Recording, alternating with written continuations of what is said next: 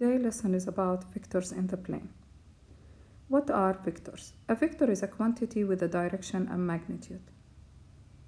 Let us start with the first example. A car with a speed 60 km per hour and it's moving east.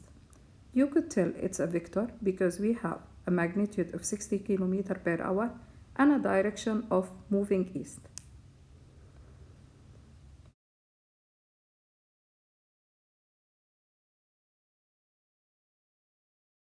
A second example of vectors is the weight. You have a falling apple with a mass and it's moving towards gravity, thus it's considered to be a vector. A third example is the force. When you push or pull a subject, you are having a magnitude of that force and a direction of that force, thus it's considered to be a vector as well. Now, if you have an initial point x1, y1, terminal point x2, y2, then the vector between them, as simple as that, it's gonna be x2 minus x1, comma, y2 minus y1. Take the following example. If A is -3, -2, and P 4 and 7, then the vector AP, you could tell from the starting that A is the initial point and B is the terminal point. And all what you have to do, just follow the procedure. Vector AP is gonna be x2 minus x1, y2 minus y1, and you will end up having the following answer, that it will be AP is basically the vector 7, 9. We're gonna talk about equivalent vectors, and they are vectors with the same magnitude and direction.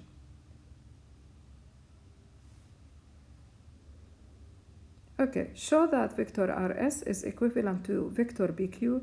The first thing, we are gonna calculate the value of the vector RS by using the previous rules, x2 minus x1, y2 minus y1. We will also calculate the vector BQ using the same rule, x2 minus x1, y2 minus y1. And guess what? We end up both of them, they have the same value, the vector 3, 4. Thus they are equivalent. Now, to find the magnitude of a vector, all what you have to do is following the rule.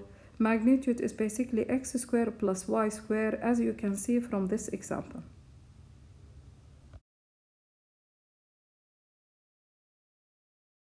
Now, representing the sum of vectors geometrically, we have two ways. The first way is my preference, and it is called tail to head. First of all, you will graph the first vector, and from its head you will graph the second vector, and you will connect from the tail of the first, or the initial point of the first vector, to the head of the second vector. I prefer this method personally. For an example, graph u plus v. Thus I will start by graphing vector u, as you can see. Now, by the arrow by the head side of u, I will graph vector v, and then I will connect the tail of u with the head of v, and that will be the answer. You can see it as a black vector. Take another example, 2u minus v. Don't panic, all what you have to do is just preparing the stage. First of all, graph 2u by multiplying or extending the length of u, okay? Prepare also minus v by changing only the direction of the vector, and then follow the same procedure by graphing first of all 2u. Now, from the head of 2u, make sure that you will add the vector minus v.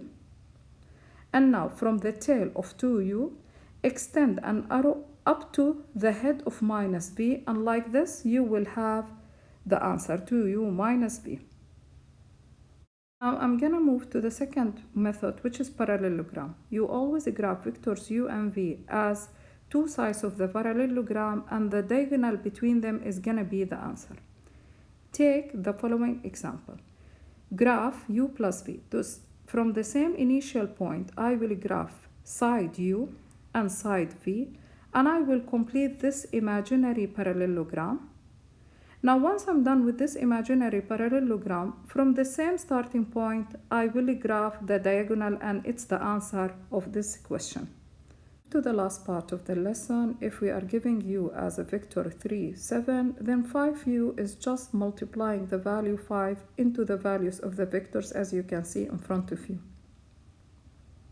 Another thing, you can apply the arithmetic operations like the example in front of you by adding them algebraically, multiplying them by number 2, finding the total at the end, and it's a very easy procedure. And yeah, I think the example is clear enough in front of you. Thank you for listening. This is the end of the lesson. Thank you for watching.